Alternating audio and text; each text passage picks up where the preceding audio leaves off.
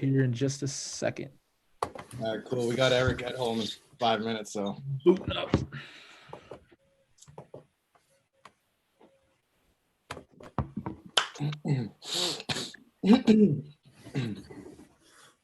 Are we live? I believe we're live. Let's go. Are we rolling? Yep. Back at it again. It's the NFL Draft Bible Extravaganza Bonanza 2020 edition. RIC in a place to be. Rick Saratella. You know me. Telling it like it is when it comes to the NFL Draft since 2002. Hey, I'm really excited about this week, especially because we have live stream video coverage, just like the NFL Network, just like ESPN throughout the week. Starting today, we'll have 14 hours of live stream coverage here on YouTube. If you're following on All Access Football, thanks for tuning in. Buckle up. It's a double chin strap kind of week. And we'll be here every day, Monday, Tuesday, Wednesday at 10 a.m. Eastern time for 2 hours. And then Thursday and Friday during the draft at 10 p.m. for live reaction coverage and post-analysis. And then we'll be back on day 3 at 5 p.m. to recap the day 3 and cover the undrafted free agent signing process as it unfolds. So it's going to be a whole week of live stream video coverage with my NFL Draft Bible Familia. We'll wrap it up on Saturday with our day 3 recap. Folks, we've got guests galore throughout the week.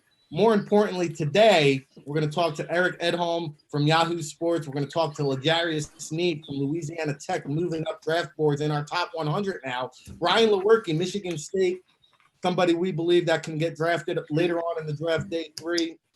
We have Kobe Smith from South Carolina, and we'll round it out with big Blake Brandel, the technician, I like to call him, from Oregon State. So we'll have all that and more, the latest NFL draft buzz. Who's sliding, who's rising, who's got dirty P tests at the combine. We'll break it all down. And before we get into it all, let's go around the horn and talk to our hosts here. And, the man here that I'm going to introduce first, it's been a long time that we've been working together now. He is John Murphy. He is the original NFL Draft Bible Familia. Of course, working with Toronto up north at the CFL. He's joining us here during his draft preparation. John, how goes it, brother? Hey, man, how's it going? So right above you, normally I'm either to the south or to the west of you, and somehow it through all this and puts me above you right now. But yeah, I just even texted you and asked you, so Saturday morning this year will be 19 years that 2 idiots were up super early and at the draft hours beforehand, and Rick was putting down his material on desks, and I was doing the same, and that's how we kind of ran into each other literally at the draft. And that can't be a more New York or NFL draft story to kind of say that that's how you met, and here you are 20 years later. If we would have said this is what we would have been doing, we would have laughed at each other at that point. But more importantly, I think it's a great distraction, for all our fans and for everybody who's paid attention to the draft. Anybody that's ever listened to or purchased or even just interacted with us at any time in the past 20 years, thank you for doing that. I know it's a passion of yours, and obviously the other guys that I've been fortunate enough to meet along the way. But more importantly, we're ready for the draft, I think, this year more than any. And I know Sneed's going to be one of our guests, but he kind of stole my thunder because my guy to talk about is Amik Robertson. There's a guy to me that will outplay where he gets drafted. It's all about size. He didn't get heavily recruited in the state of Louisiana. Could have been an LSU recruit, but he was too short. Told the same thing when he got to Louisiana Tech, and all he's done is outperform, at every point in time. And I think there's a guy, especially in today's game, can slot right in literally, as a slot corner and probably turn out to be a guy whose second contract looks pretty damn good. So Amik Robertson, Louisiana Tech, probably a top 100, I would say 100, 105, 110 range guy. But, Temple's own Tavon Young kind of went right in that area, 4th round pick, and look how well he's played for the Ravens. In a larger sense, look at Chris Harris, but he was undrafted. But I think that's the kind of player that you would be getting at the at the NFL level. And more importantly, not only does he create turnovers, 3 or 14 interceptions went to the house. So kind of be careful. If you turn the ball over and give it to him, he might do something exciting. Yeah, great comparison there. And a true story, John and myself the theater at Madison Square Garden, circa 2002. We were probably there about 8 hours before the third person showed up for that NFL draft. Moving around the horn here, Joe Everett is our director of college scouting. He's been working with us for well over a decade. The man never leaves a stone unturned. Joe, you know more prospects than any player or any person that I know. How goes it this morning, brother? I'm just happy to be with you all, happy to be alive, and happy to be a part of the Draft Bible. I think this is one of our best years yet. I was just on a show yesterday telling people I'm really proud of the publication we put together, and just proud of the last 10 years. I've been covering on the NFL for the last 15, but the last 10 have definitely been special. And I think my players, Devin Duvernay, Texas, I don't think anyone's talking about him. And every single game I watch, he just shows up. That's kind of the theme of this kid.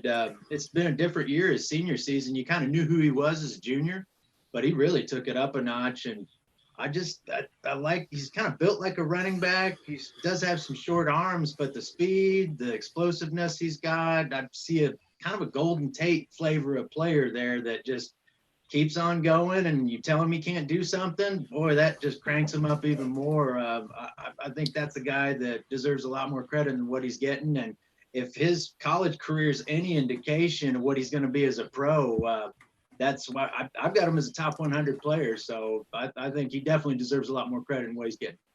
No doubt. I mean, I don't think he's too far off the mark of a Deebo Samuel type of skill set. And if you can get that in the third round, that's pretty damn good. He did sneak into our top 100, which we have up on the NFLDraftBible.com. Joe mentioned the NFL Draft Bible publication. You can still download that. We've got a VIP 50 promo, VIP 50. 50% off right now, the PDF download. So take advantage of that.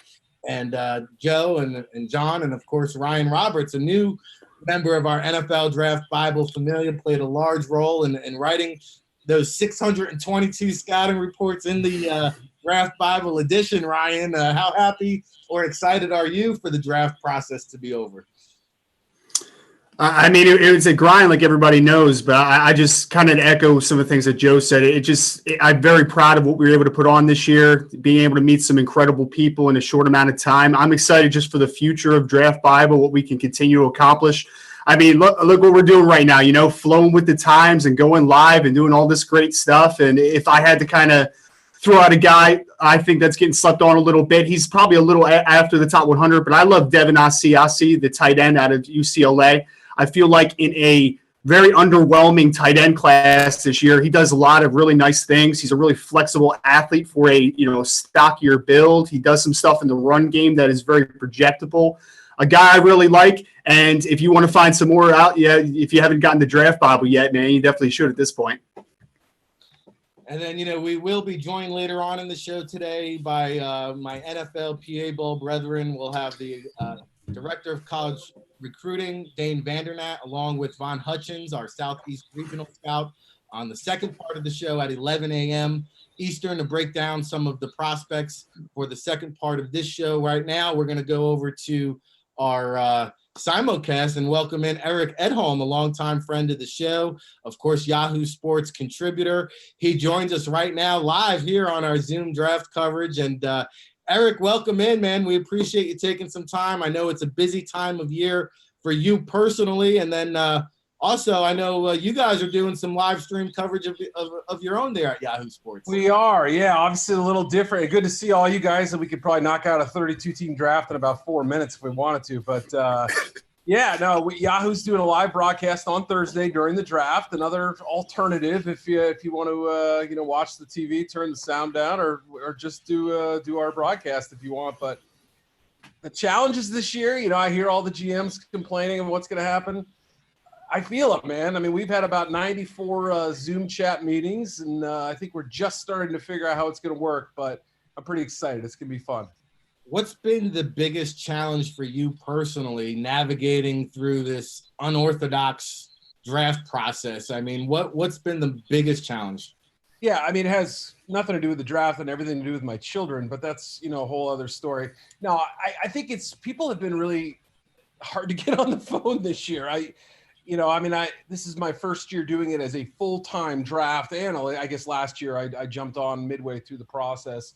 and I've, obviously covered the draft for a while, but I would get into it more in January and stuff. But yeah, I would say it's been, you text somebody or call somebody at noon and they get back to you at 10:45 on their way home. So the information flow has been a little slower this year. I think you're going to see some wild swings and misses in mock drafts, which is kind of fun just because the unexpected nature of it. But without the pro day information, the medical information, you're looking at about an 85 or 90% complete product. So you're doing a little more guesswork this year, at least I am. So I don't know about you guys, but it's been challenging and fascinating too. All right, we'll go around the room here. Everybody can fire off a question. But first, I want to know, Eric, what's the buzz that you're hearing? The Mekhi Becton combine test is now leaking out. You're hearing Tua might slide and tumble down in the draft. I don't know if you're buying into that, but what is the kind of buzz that you're getting right now? Yeah, let's start with Tua for a second. I guess I have a hard time unless people are really, really concerned. And obviously you see their camp kind of going on the defensive, leaking the practice tape and, being very sort of proactive in terms of getting ahead of the story on the hip. I believe the hip is probably not an issue right now. Does he need to regain strength? Sure, absolutely. Who doesn't after an injury like that? What I'm concerned with and what I think other people are is the long-term durability issue.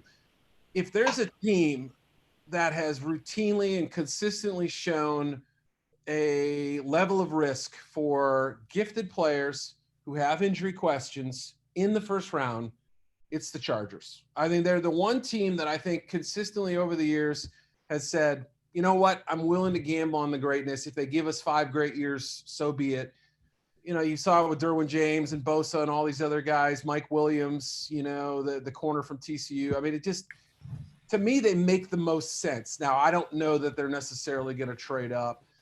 And if he's gone by the 6th pick, maybe they go tackle. Becton's thing, I didn't really put too much worry in about it.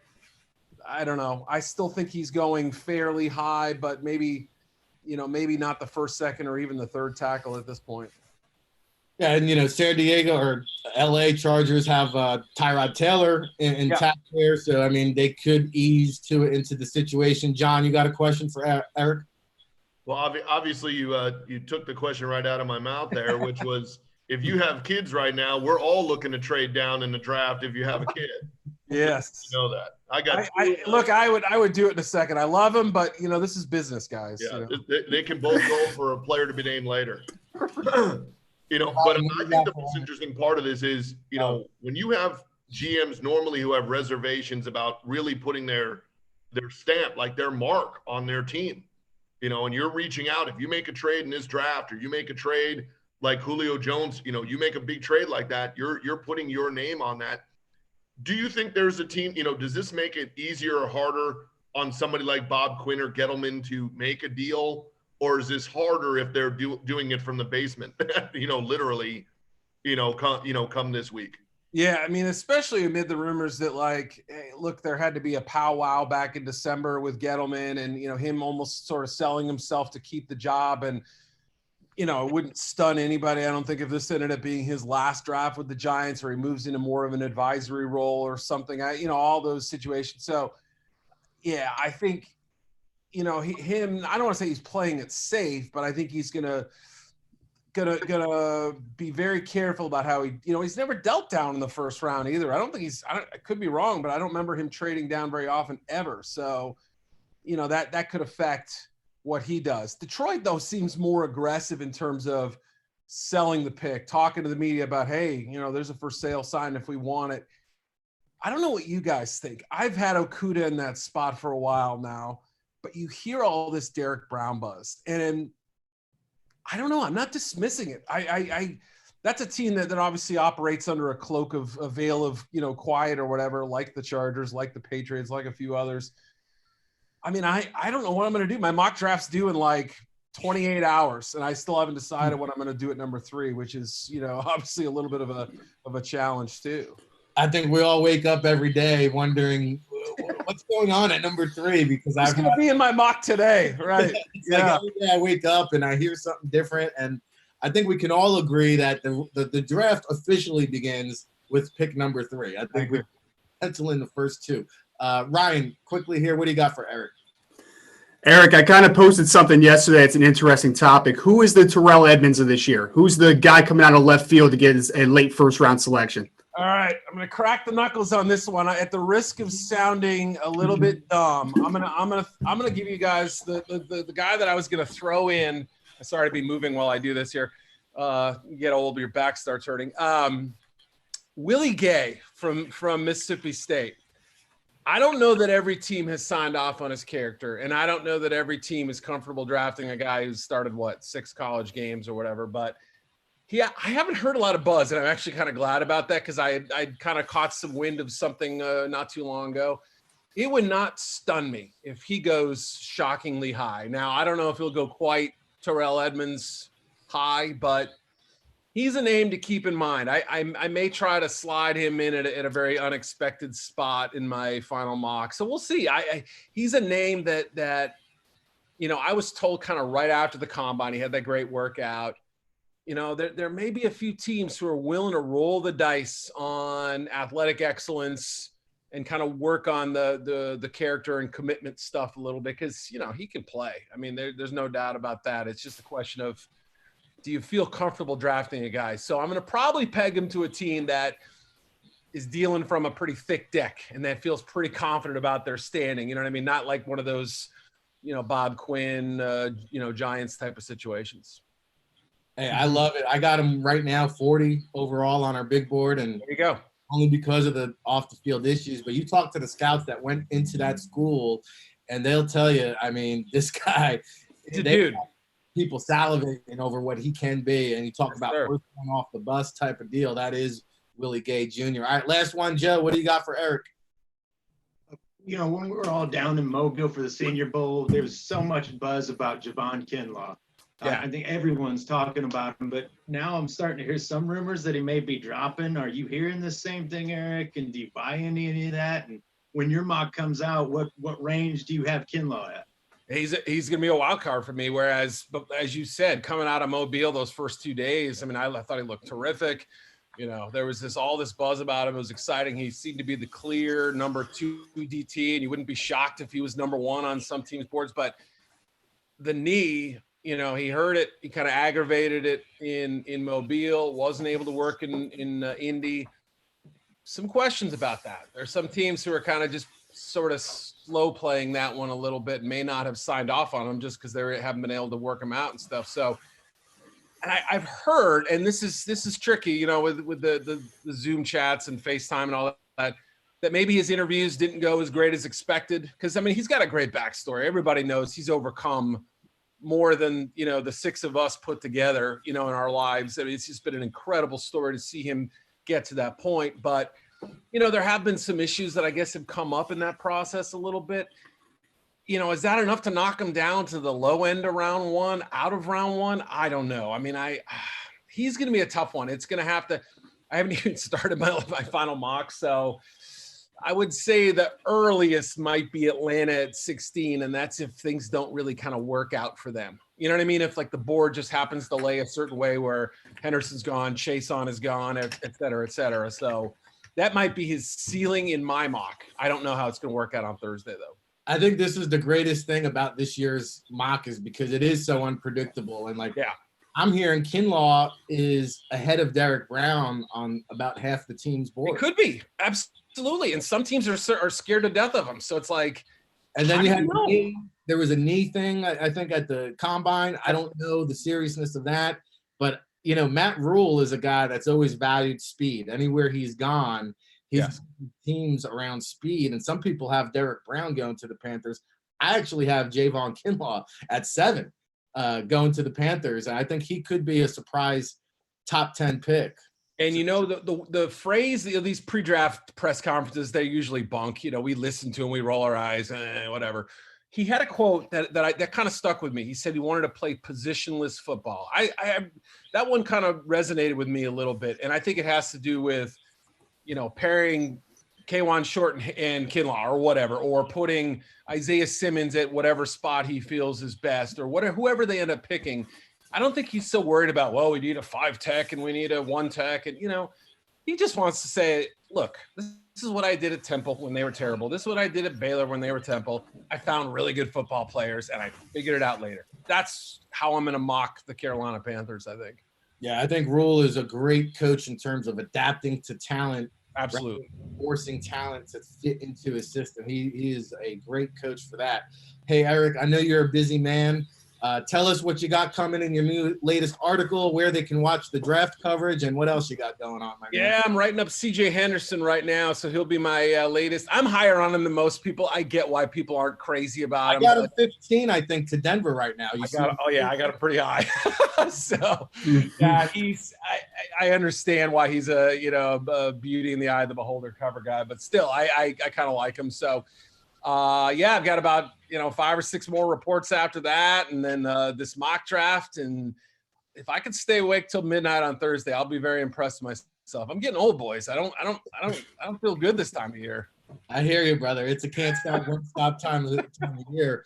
Well, listen, we're going to be tuning in on Thursday. We'll check some of that live stream coverage on Yahoo.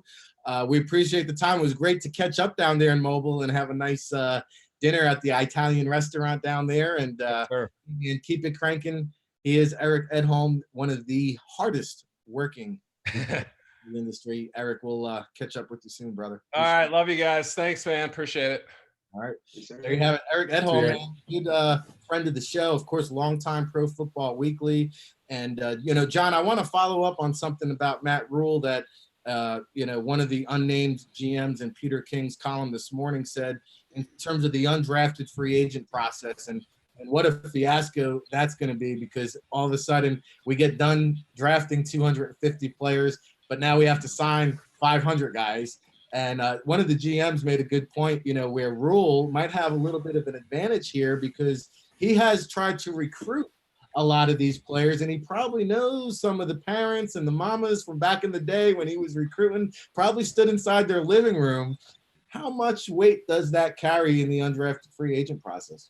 Well, I think not only does it carry weight there, but also for people to see what he's done in other places, and for him to mimic that statement again by saying, hey, I know this is the NFL, but that, hey, just because there's guys here doesn't mean that's who's going to be here.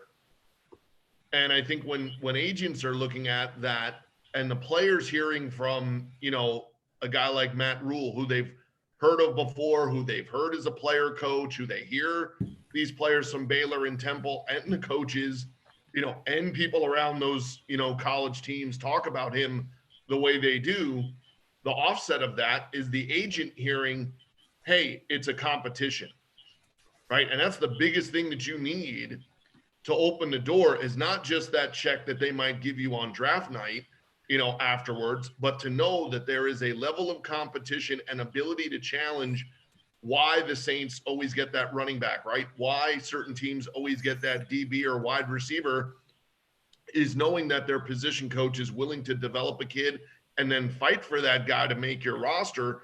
You don't want to go sign somewhere just because they'll write you a check. You want to go somewhere when they're going to follow through and give you the best opportunity. And I think the Carolina Panthers will be a team that once we get to a training camp, right? Once we get to a preseason thing, we're going to start seeing guys from past drafts, from past opportunities go by the wayside quickly. And you're going to say, and look who they kept. It's going to be a Matt Rhule guy. I mean, that's what's going to get said, for an extended period of time. So the Carolina Panthers would be one of those teams that right now you would look at and say, much like what's happened in Arizona, what happened in Seattle when Snyder and those guys got there, they're going to be competing at all levels of their roster to improve for an extended period of time. And then it won't be surprising if you see a couple of extra guys, that make their team or compete to make their team, that knock out some players that right now you would probably pencil in, as having made the Panthers. And I think that will make it a even more exciting sort of round robin of, who goes where and why do they sign with that team, and how aggressive are people at the end of the draft to maybe draft somebody in the 7th round that they normally would let go by them. How much more of it will be territorial, and then how much of it will have any to play with what we're dealing with right now to say, like, hey, if I'm in Detroit and I bring a kid from Ferris State or Wayne State or Michigan State in here, I have a closer opportunity to have eyes and ears on him because they're right here in my backyard, rather than in the past where it's kind of, running all over to all your different area scouts and trying to plug them in to get you a guy. Will it be a little more territorial with some of these teams who might be, wanting to have more of that interaction with their guys, and knowing that right now the travel and the interaction is what's, kind of hung up as much as anything else. Dakota, let's cue up that Tua tape because we're going to talk Tua before I go over to Ryan and Joan, get their opinions there. One last point I'll make about the Rhule and the undrafted free agent process. Keep an eye on Isaiah Wright, the wide receiver, non-combine invite. We'll talk about non-combine invites who could get drafted. 7th round, I think Matt Rhule could come a-calling. This guy came in as an instant impact player, as a true freshman, was playing that wildcat role, can return kicks. He's 6 foot and change, 225, 4.5 speed. Isaiah Wright is a name you should remember, linked to Carolina. And hey, for that matter too, Wright and Sean Bradley are the last 2 players on that Temple roster that Rhule actually recruited. So Sean Bradley, one of my favorite guys in this year's draft. Talk about Temple tough, Joe. 3rd, 4th round, he could play for me any day. If you want, chime in on Rhule. But also, I want to get your thoughts on Tua because we are hearing more than just smoke signals. We are hearing fire engine alarms that Tua could slide. And, I've spoken to his agent, Lee Steinberg, and he doesn't believe so. We had this whole tank for Tua theory that the Dolphins were trying to implement. They're now picking 5. Tua might still be there. They might not have to trade up to 3, Joey, to get Tua. You're hearing the owner wanted to give up the ranch, give up all the first-round picks, and even next year's first-round picks. He wants to give up all 4 first-round picks to move up and get Tua. What is your thoughts? Is he sliding? Is he rising? Where do you see Tua going? I can't imagine he slides. And if that's the case, what we have here is a failure to be great. I think that's what's clearly happening. I mean, if you pass on a kid like this, then that's just the bottom line. You don't want to go out and swing for the fences. You want to play it safe. How many championships are won by playing it safe? That's what really kind of drives me up the wall. First play we saw him play college football, national championship. I mean, the way he spins the ball, the plays he's capable of making, and today's quarterback, he fits that mold. He's got the escapability. I mean, I love his game, and yes, there's concerns, but there was concerns with Thurman Thomas. I think he's wearing a gold jacket now. And he toughed it out too. I just really see this guy and see an opportunity to get a pretty rare quarterback. And if a team like the Dolphins wants to go Dolphin, go Dolphin. Be who you really are, because I think there's a team, if he gets to the teens, which is ridiculous, and a team like New England trades up to get him, boy, you should be ashamed of yourselves, NFL, because you let them have a rare, great player. And I'd be beside myself if he slips out of the top 5. I still don't believe it will happen, but they've been wrong before, and I'll keep chalking up many times I'll be wrong again. But on this one, I'm in the Tua camp. I think the kid's pretty special. Well, we've seen it with Brady Quinn. We've seen it with Aaron Rodgers. Ryan, I wouldn't put anything past this year's draft, but Joe mentioned that first game, that championship game. My first glimpse of Tua, I said, oh, my God, I'm watching Steve Young reincarnated here. And I think that's the kind of upside that you do see when you watch him play. Now, I've been on record saying, hey, if I need to win one game and I need one quarterback from this year's draft class, hey, give me Tua all day.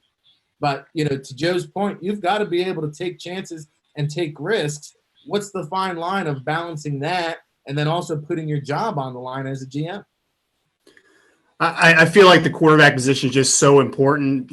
I'm in the same boat with, what you're echoing and what Joe already said is that you have to swing for the fence to find your quarterback in a vacuum. Now, obviously, we're talking about injuries, but in a vacuum, Tua has a very good conversation with Joe Burrow as the top quarterback. And I know some people have him as a quarterback if you don't really value, I shouldn't say value, if you don't put the medical concerns directly into your evaluation. Tua Tagovailoa is a special quarterback. He has all the tools in the world. And those injuries are going to be a concern for a lot of people, and they should be. It's something to consider. And just because you have to consider it doesn't mean that that's going to deter you from making your decision. You have to swing for the fence because it's the most important position on the football field. Everyone knows that. And I would rather take a swing for the fence and get burned than, be safe and complacent and take someone that you're not sold on, is not your guy. Take your guy, live by it, stay with it. And, if it ends up to backfire on you, at least you can kind of look yourself in the mirror and say, I took an opportunity to take the guy that I was comfortable with and the guy that I thought had that opportunity to be the face of my franchise. Because I think that's what you're looking for. That's what you're kind of swinging the fence for, especially in the top 5 picks or so. And again, if Tua's healthy, if we can get past these injuries, if there's no long-term effects, I feel like, again, there's a conversation between him and Burrow. I don't think it's slam dunk Burrow's 1, Tua's 2. I think that there's a 1A, 1B conversation, or maybe even Tua's number 1. So I am completely with Joe. Swing for the fence, get your guy, hope for the best, and hope to capitalize on it. But the injuries are a real thing, John, and it seems like forever since the combines transpired, especially taking the pro days out of the mix, and we've just had time and time and time to dissect this. And I think as longer the time goes on, all these little warts that are coming out are somewhat building a little bit of a case. I'm curious to get your opinion, because you're hearing now that when they met with Tua at the combine, it was the first time that teams were finding out about the second wrist surgery. And then you hear that, hey, you know what? He wasn't so great in the chalk talk sessions and really didn't wow teams when he met with them one-on-one. And then, the Wonderlic leaks out, and he's got just about the lowest score of any top signal caller in this year's draft. Now, not one of those single things are going to eliminate him off the board, but has it started to build the case where teams are second-guessing themselves with all this time? Or do you still see him going in those top 5 to 6 picks? Where does Tua ultimately land? Yeah, well, if he doesn't want to deal with any of that, I got a perfect location for him to come play quarterback, just letting you know. No problem. Don't care about your Wonderlic. Don't care about your hip. Don't care about how you spell your last name. Just come and play. And I think there's where that's going to be the major difference, right? Like I said, most times, people have a title, but do they want to be the person who puts their name, on their organization? Because what comes with that is the positive if it works out. The negative is you think you're getting fired if it doesn't, right? Because in this scenario, you're not going to be able to blame the assistant coaches. You're not going to be able to blame the medical department.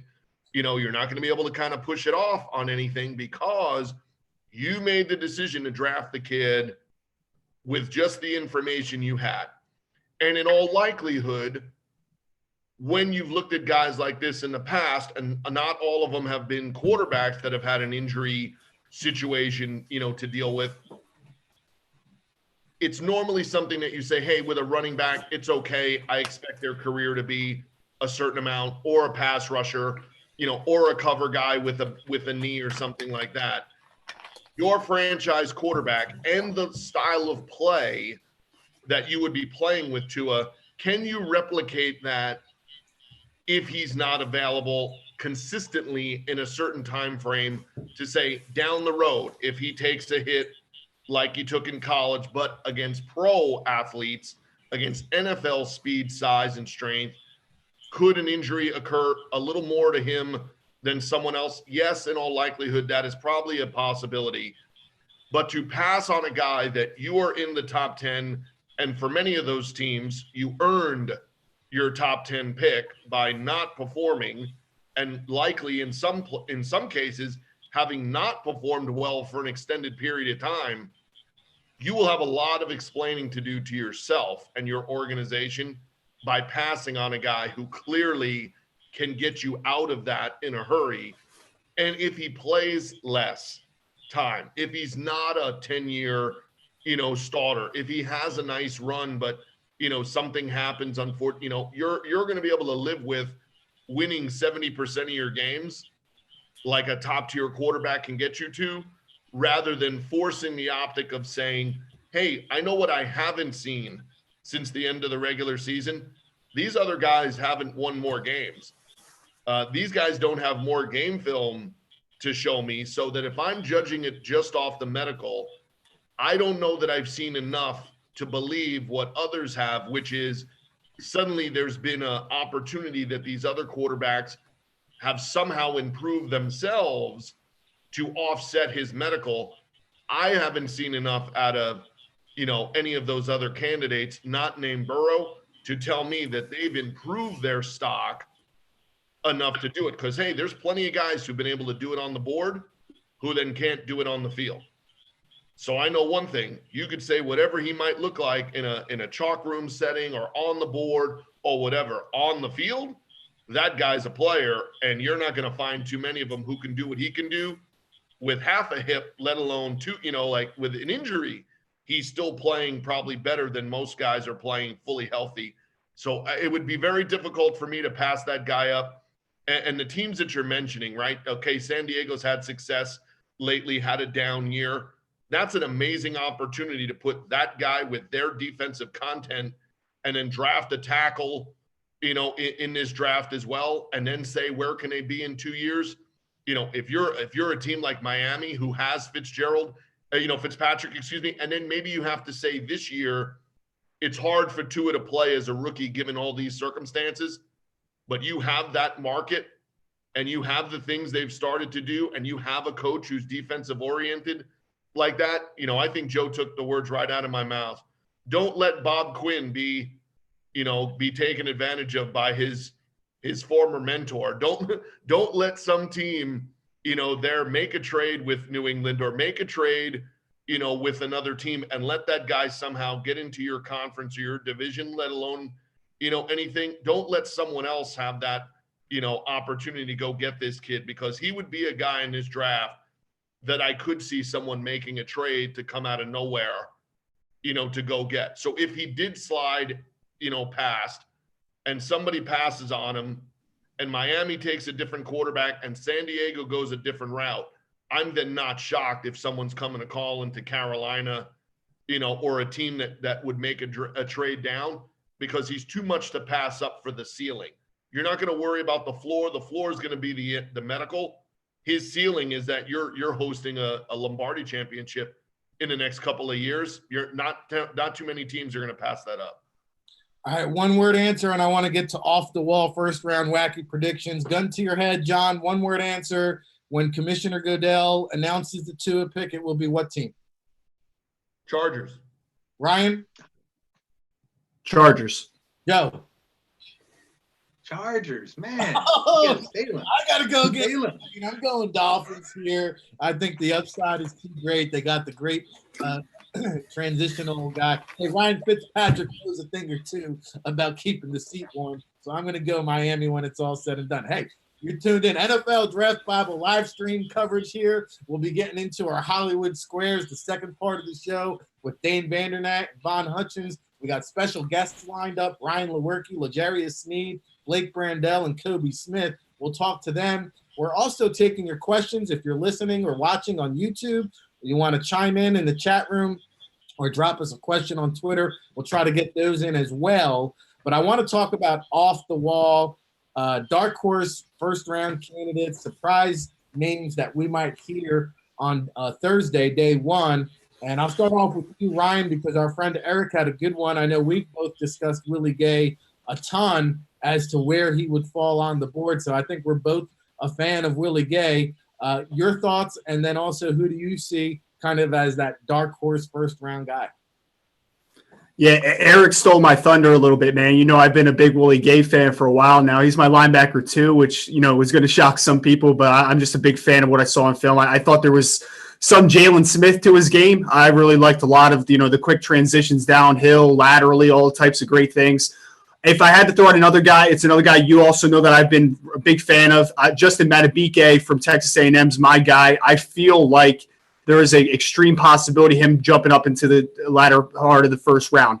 Didn't love how Texas A&M used him, but you see all the flexibility in the world. A guy that has only been playing the interior defensive line for a couple of years now, ran 4.8 at 290-plus pounds. There is some untapped potential there. Put him at 3 tech, take the shackles off. let him go. I feel like there's some really untapped potential with him, and I would not be shocked if he makes it into latter part of the first round. He's not only a client, he's also the president of the Justin Matabuke fan club. That is Ryan Roberts. He's doing that horn for the Texas A&M defensive tackle for the past, seems like the past year, but really the several months, just really driving that home. And he's up there right around 32 on the big board. Joe, who do you got as a dark horse round one guy that we might hear on Thursday? I've got 5 quarterbacks going in round one, and my fifth's going to be Eason. I think the kid spins the ball. I don't hear a lot of people talking about him fitting in the first round, but I think it's also the narrative that gets so screwed up. It's like he lost his job to Jake Fromm. It's like, no, as a sophomore, he was injured for the season, done for the year. Fromm goes on a miracle run and takes Georgia to a national championship game. You don't bench a kid like that after he goes and does that. And I think Eason knew it. Hey, good on you, Fromm. Salute. I'm heading out west. I still think, though, when you look at him, the way he throws the ball, the prospect he is, we talk about teams trading back into day one to get that.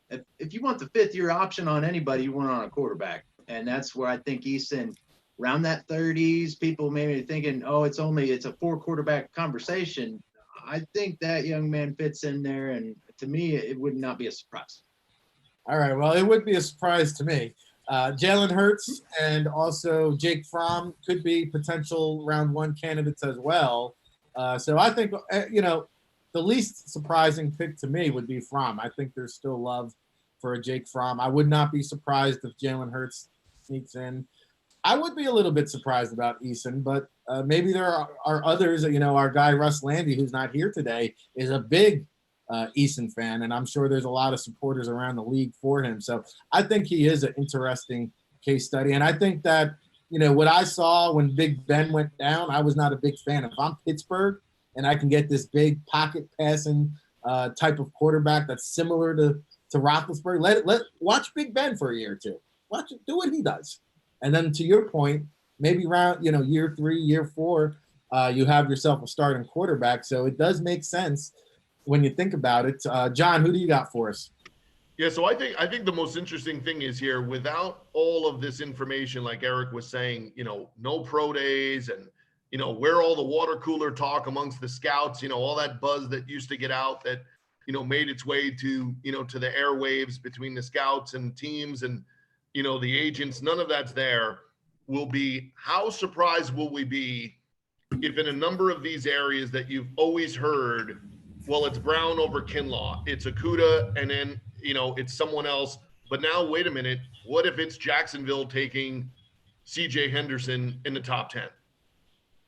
What if Detroit makes a trade and where they trade to is not in front of Jacksonville? Does Jacksonville pull the trigger on the guy they might prefer? And the same thing, hey, Derek Brown, and he's cleaner and he's, all these things, but now Kinlaw's more athletic, but he might have a little bit of a medical, might have a little bit of a rough, patch and some of the things. But if he is your, prototype, he could be a guy, and you could look back and say at a lot of these positions that the presumed number 1 pick forever at that position went second, third, or fourth at their position if teams make a trade. If teams look at the receiver position, how excited will Jet fans be if the name they hear is from Alabama, but not Jerry Jeudy? There are a lot of options there where you could see, depending on how the draft goes in the top 10, that then 10 to 20 could have some optics where Josh Jones could end up being a second or third tackle off the board to a team specific who wants that guy with his athletic ability upside over some of the names that we've heard, right? And that teams could look at, both Georgia tackles as being first round, options. And now that guy's going ahead of names that we've heard for a long period of time. And the other one would be working off the Eason thing. I would not be shocked if between 15 and the end of the first, that whether it's trading up or trading back, that a team, I'll use the Saints, you know, you're looking at their quarterback situation and you think, well, they've kind of figured it out. They got the tag on Taysom Hill, but now they still want to use him in that role. If they wanted to trade back and not just take a linebacker in the first round, they could slide back to the end of the first and draft a guy like Fromm. And it would be surprising to say the least, but it would be a very near perfect fit for a guy like that. And I think that group of guys, right? I wouldn't be shocked. I'm not saying the Raiders like Jordan Love, but I would not be shocked that a team that you're saying they have their quarterback play in play. If they really like a guy in this draft, I won't be shocked if somebody's doubling down, or in the Raiders' case, tripling down at quarterback because they come with such a, you know, an extra value now, right? You know, if you're not paying that money, you're getting the fifth year out of them, and you know that good quarterbacks can get you, you know, to the dance. Having more than one option is something I think a lot of teams are looking at strongly. Yeah, and you mentioned the Raiders have the equity, I think, at 12 and 19. They could potentially be in the mix for Tua. You know, when Antonio Brown signed with the Raiders, he told us that, you know, Gruden was going to make a play for Kyler Murray and that just be patient with him, that he'll get a new quarterback in there to work with them. And, you know, they were sniffing around Tom Brady. And, you know, it would not surprise me where, you know, the Raiders could be in the mix for Tua. And you mentioned Fromm. You know, I was doing my mock draft, and I'm saying, man, this aligns up perfectly for New England to take Fromm at 23. And then 23 came up, and Jordan Love was still on my board. You know, and it might just happen that way where Jordan Love is on the board for the Patriots, and they have no choice but to take this guy because of the potential, because of the upside. So those are some wacky first-round predictions. I guess for me, my big one was Jeremy Chin from Southern Illinois. I had him actually as my first safety off the board, which I really didn't think. But as I did this exercise, and it's up there on the NFLDraftBible.com, I just thought, man, he really could be the next Cam Chancellor in that defense. And that's going to be hard to pass up when Seattle comes on the board. And as you guys know, Seattle not afraid to go outside the box with an unorthodox selection. So Rick Saratella here, John Murphy, Ryan Roberts, Joe Everett. We've got Dane Vandernat and Von Hutchins joining us here before we get to all of our player guests.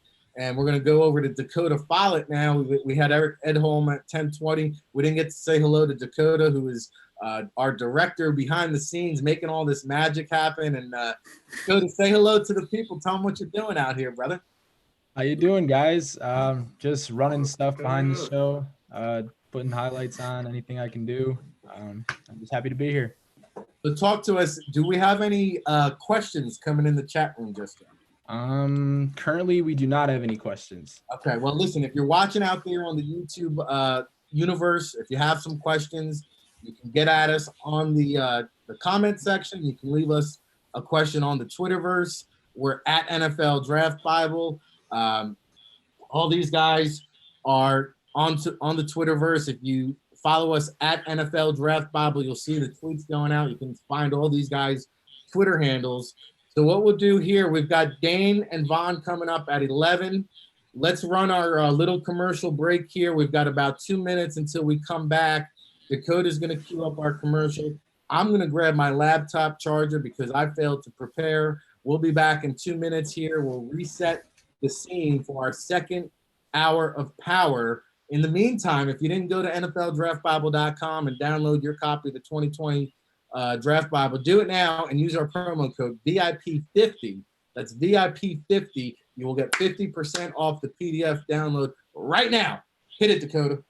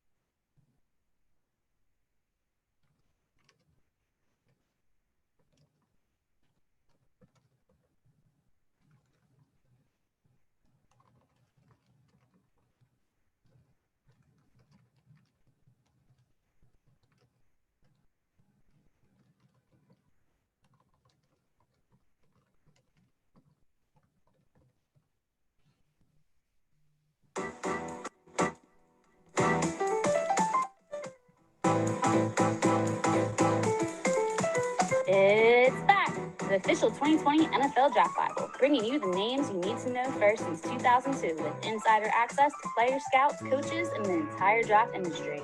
The 2020 NFL Draft Bible is available now both in PDF or book versions, featuring over 600 in-depth scouting reports, more than 175 player interviews, official combine and pro day measurements, plus our 2021 draft preview and mock draft. The NFL Draft Bible is the official scouting service provider of the NFLPA Collegiate Bowl and is used by all 32 NFL teams. Log on to NFLDraftBible.com and get your copy today.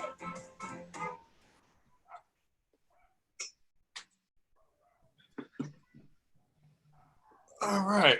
Well, we're back at it again, and we appreciate your patience out there. We're getting ready to reset and welcome in the NFLPA Bowl staff. And I know we do have some questions coming in from the Twitterverse here. Ryan, you've got a couple questions coming in. What do you got for us, brother? Yeah, so we had one that Eric kind of answered a little bit. It's the chances that Kinlaw's taken over Brown, and how likely is one of them a 49er. So it's kind of a two-parter. We kind of discussed the Kinlaw over Brown. It might be very mixed on boards depending on who you're talking about. I think the real interesting one, though, is maybe to rephrase this question a little bit, like, is there so the 49ers have the 2 first-round selections, but then they don't pick again until I think the 5th round. How likely do you guys think that the 49ers will be to stand pat at 13 and not trade back? Do you think that they're a likely candidate to trade back? Do you think they stick there and take maybe a guy like a Javon Kinlaw? Like, how likely do you think that scenario is for this draft specifically? Well, Joe, I think John Lynch and Kyle Shanahan have showed a willing to wheel and deal come draft day. You got any thoughts there? No, I would have to agree. They're definitely trading back. I mean, they've got the ammunition in the first round, those hot commodities, those are prized picks. And if the Colts have taught us anything, like those second rounders are almost more valuable just on a financial basis. But getting that player that potentially falls to you that you believe should be a first rounder at a discount, I think that appeals to Lynch. And I don't think you have to twist Kyle Shanahan's arm too hard. That they're definitely going to be wheeling and dealing, and I had a hard time believing one or both of those don't get moved down. Yeah, a lot of smart teams do reinvest in those second round picks when they're looking to wheel and deal. Ryan, what other questions you got coming in there from the Twitterverse? So we talked about a little earlier guys that could potentially sneak into the first round. This one's the other way around. Who will be the surprise name not drafted in the first round that everybody's maybe mocking right now in the first round conversation? Good one. John, to me, I think the tackles are the unpredictable one because to your point, after those top 4, and how far does Mekhi Becton slide now? But to your point earlier, I've heard Isaiah Wilson. I've heard Ezra Cleveland. I've heard Josh Jones. I've heard Austin Jackson. And we can't have 8 offensive tackles in the first round, could we? Yeah, and I think, or I think that will be what pushes someone else, pushes other guys out, right? I think the injuries, to both the Arizona State and Colorado receivers, like, will that move them maybe? Could that be a sliding factor where they're down and, Rector and Jefferson have now slide kind of up, into the, the teens and into that range. And then does that create, like I said, all you need is, the Saints or Philadelphia, the teams that you're penciling or thinking are possibilities for a receiver 17 to 32. If there's trades going on there, and if Denver's traded up for a receiver, and like I said, and the team has a preference, if the Jets per se, went after Ruggs instead of, who people are saying they should be interested in, that could be your window of opportunity for receivers to kind of slide. And now we have a whole bunch of them in round 2, even more than we expected. And the other one is, does a team like Cleveland have a preference of who they project as their favorite at O-line? Are they a surprise team that moves down, allowing somebody to come get a skill position guy? And if that's the case, and their offensive tackle is an off the board, type name like Cleveland or Jones, or Isaiah, if they're taking their own guy and they're taking him where Denver, if them and Denver per se made a trade, I think that's another variable to say, when you get to the end of the first round, does Seattle take a tackle? Does Minnesota in the first round take an offensive tackle? And if so, we might be surprised that, 5, 6, 7 offensive tackles went, and it pushed some other people, out of the first round. It would not be shocking to me to see no running back go in the first round. I think that's a concern at that position still, to say who you're going to like out of these guys is going to just turn out to be personal preference and how they fit, for your team. And the teams that have added a player to that area via free agency or that came on in the draft last year, will that make it be that that's something that is now not seen as such a need for Miami or even Kansas City at the end of the first round? Does that push a lot of those guys into day 2? Yeah, and running backs, guards, and tight ends, I don't think we hear any of them called until day 2. Maybe DeAndre Swift there to the Chiefs. That's my, fit there. But to your point, you got the Eagles trying to move up for CeeDee Lamb, I hear, in the wide receiver market. I think, maybe on the opposite end of the spectrum for that question is a Cesar Ruiz, who, granted, I know Dallas has got a lot of needs there at defensive end and safety. I think they'll be in the mix for Jamal Adams should he hit the trade market. But to me, Cesar Ruiz to the Cowboys just makes too much sense. Yeah, they probably are better off looking to explore trading down and trying to nab him later on in the first round. But to me, this is a seamless transition to Travis Frederick, who retired at the age of 29, who, I'm curious to see how many guys actually do retire if they're forced to play with this coronavirus. There's no vaccine. How many guys will continue to hang up the cleats and say, hey, you know what? I'm good. That's probably a topic for a whole nother show at a whole nother time. But right now we got to welcome in Von Hutchins to the show, my NFLPA brethren here, Southeast Regional Scout. And man, this guy just traveled the whole region looking for talent, did a great job bringing us a lot of the guys that we'll have here throughout the week. L'Jarius Sneed being one of them. Darnell Mooney, another guy, Vaughn, that you were on hot to trot early in the process. Just take a minute here to say hello to our listening audience. Tell the folks a little bit about your background and what you're looking forward to leading up to the draft here. Welcome. How are you, brother? Man, I'm good. I'm glad to be on the show, Rick, man. Thanks for the invite. What's up, fellas? Nice to see you guys. Man, yeah, just a little bit about myself. Growing up in Mississippi, going to Ole Miss, being at Ole Miss throughout Eli's tenure there from 99, draft year 04. Drafted, fortunate enough to go to Indianapolis after being drafted, being with Peyton, being with Tony Dungy, Edgerrin James, Marvin Harrison, Reggie Wayne, Dallas Clark, Marcus Pollard. I can go on and on with the list of guys that had a great influence on me from that organization. Finished up playing in Atlanta after playing in Houston. Then after that, spent 7 years with the Raiders as a pro scout, assistant director, pro scouting. So combined, man, I got 15 years of NFL experience, over the course of my career. Man, just fortunate enough to be able to be added on to the NFLPA Collegiate Bowl, being one of their scouts, and taking the time to look at these guys in the Southeast. Had an opportunity to see quite a few guys that went to the combine, quite a few guys, like you say, that we'll talk to, quite a few guys whose names will be called on draft day this week. So, man, just fortunate enough to be on the show. Yeah. And well, we had a fun time this year scouting and doing weekly shows, and of course being out in Pasadena and getting a chance to see all of our guys up close and in person. So that's going to be my first question. We've mentioned L'Jarius Sneed is coming up in a few minutes. Darnell Mooney's a guy that, really boosted his draft stock at the combine. Who are some of the guys in your region, that Southeast, which is a hotbed, that you can kind of see hearing their name called a little bit earlier than what others might anticipate? Oh, I mean, it's quite a few guys that are on my radar. Obviously, we mentioned Darnell Mooney. Obviously, we mentioned L'Jarius Sneed. guys that were top performers at the combine. But I mean, we also have guys like Marquez Callaway from Tennessee, Daniel Batui from Tennessee. There's guys all across the region and guys all across my area. Chauncey Rivers at Mississippi State, outside backer, DN type, physical. There's a guy.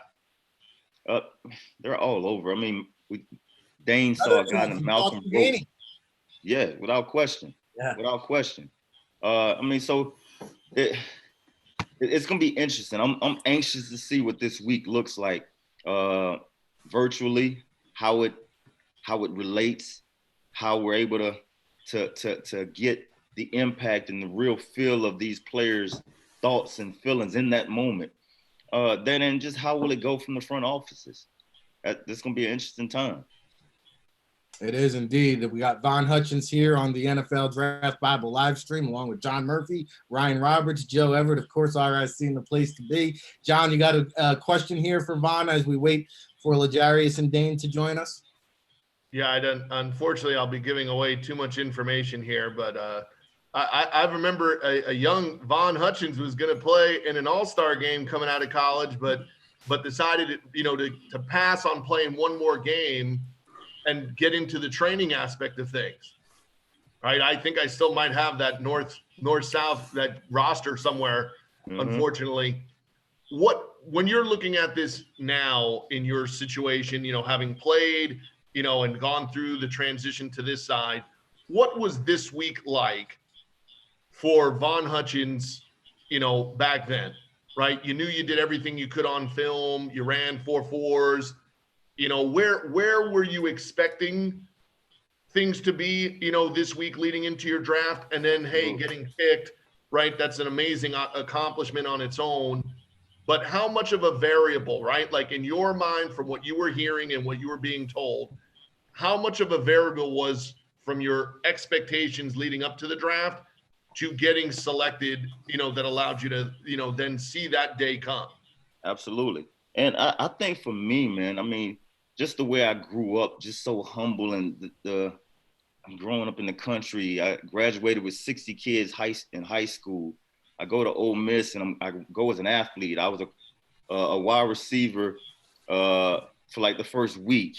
You know what I mean? I was wearing this terrible number. So for me, I really didn't know what to expect, to be completely honest. When I got my combine invite, I was like, oh, okay, I got a combine invite.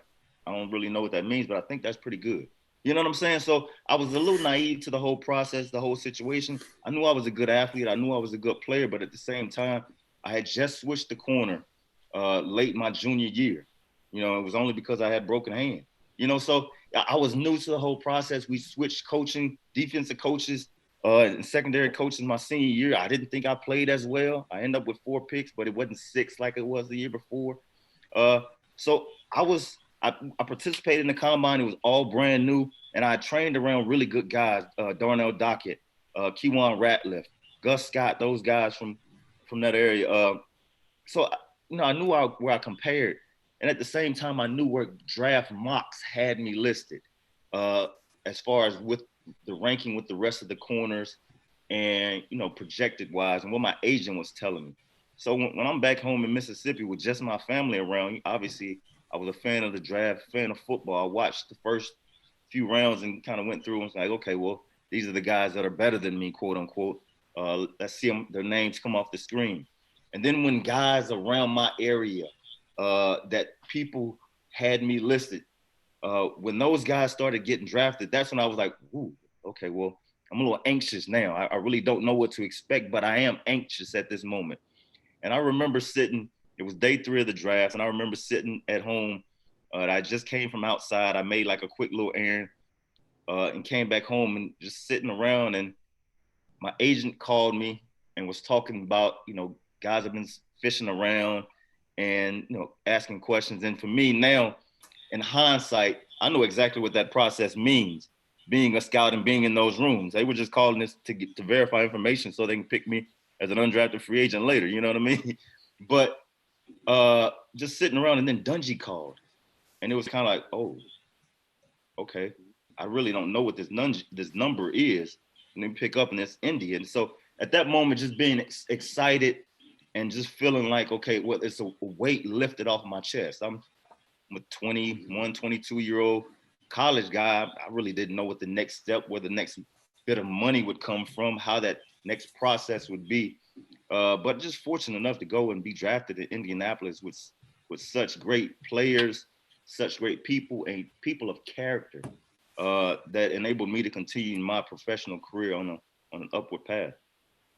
Yeah, I mean, listen, it's no coincidence that all the great people that you've rattled off and have been around throughout your career, it's no coincidence that you're still in this business, doing the scouting and having that knowledge and perspective, which has been invaluable for me. I learned so much working with you this past season, as I did with this next guy here, Dane Vandernat, our director of college recruiting for the NFLPA Collegiate Bowl, and what we were able to accomplish here, and 30 combine invites. And I'm really excited to see where these guys land. And we're going to welcome in Dane to our Hollywood Squares segment here before we get to L'Jarius Sneed.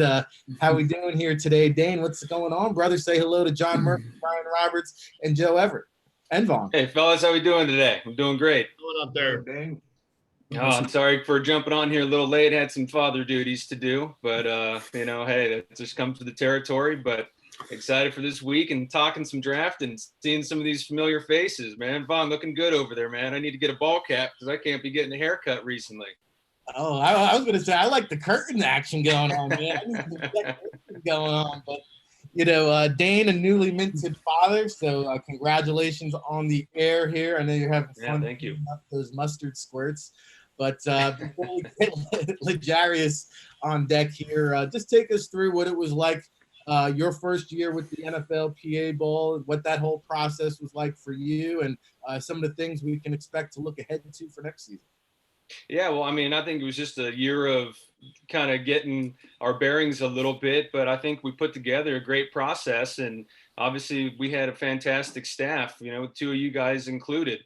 And I think that, for us getting out there and expanding the Collegiate Bowl brand and, really digging our teeth in on the scouting trails and doing the hard work and doing the leg work, going to these schools, talking with these coaches, with these staff members, going to the games and seeing the guys live, making sure we have guys that look like they're going to be playing on Sundays. I mean, I think all those things really, attributed to our success this year to this point. And obviously looking forward to this week and seeing the dividends paid for some of these guys. But, really, whether they get drafted or whether it's early, whether it's late, whether it's a mid-round, or whether it's a priority free agent, opportunity. This is a unique year for NFL clubs and how they're ascertaining information and doing a lot of their character checks.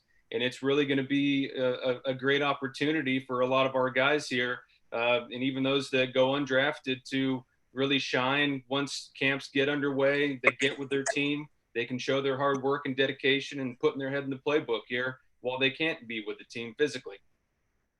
Well, let's talk to one of those guys right now. We welcome him into the show. He is L'Jarius Sneed, Louisiana Tech high rising corner here, blowing the roof off the gymnasium there at Lucas Oil Stadium. A impressive combine performance, L'Jarius. Welcome into the show. Let's start right there. How much has your phone been blowing up since that workout there in Indianapolis? Man, it's been blowing up every day, man. I only did not interview with like 2 teams. I interviewed with everybody else, FaceTime everybody else. During this time, I couldn't fly in, so you got to talk over the phone. No doubt. Well, you're on the horn here. I'm Rick Saratella, so hello, by the way. We've got Ryan Roberts, Joe Everett, Vaughn Hutchins, and Dane Vandernat, who you probably know from the NFLPA Bowl, along with John Murphy. And these guys have some questions to ask you. We'll kick it off with Dane. Most definitely. Yeah, well, hey, L'Jarius, man, you burst onto the scene as a freshman, getting that pick 6 against Western Kentucky in that Conference USA championship game, man. Yes, I mean, walk us through a little bit. Tell our audience, catch them up to you if they're unfamiliar with you. Tell them about your background, man, the games you played in, the positions you played. Catch them up a little bit. Tell us about your La Tech experience. Well, my freshman year coming in to Tech, it was very, challenging for me because I'm coming in as a wide receiver and I had to they recruited me as a safety. And my first game was a conference championship. And they just threw me out there. I didn't know how to study film as good. And they just threw me in that water. God blessed me. I had got a pick 6 for my first time starting. And then along my sophomore year, I had played. They moved me back to safety, but I didn't get no playing time there. I had to go at corner again. Then my junior year, I had a successful junior year at corner. Then my senior year, they moved me back to safety, and I had a solid pretty year at safety as well my senior year. No doubt. Let's go over to the man who's responsible for inviting you to the NFLPA Bowl. He is Von Hutchins. He went into your school and said, "Hey, we need to have this young man out at our All-Star." I know you've got a question for L'Jarius. Yes, sir. L'Jarius, what's going on, man? I know me and you had an opportunity to talk when I was down in Dallas with Amik, and spoke with you on the phone just about things involving learning coverages and being able to speak the game of football from that perspective to him. But I also talked to you about what I thought as you was a corner, even though you were playing safety at that time, and what I thought your projection would be going into the next level. With you and being moved from corner to safety to playing inside in the nickel position, how has that helped you to get to this time right now? And what are teams telling you as far as what your projections are at the next level? Most teams want me at corner, but my versatility, which helped me a lot, I guess.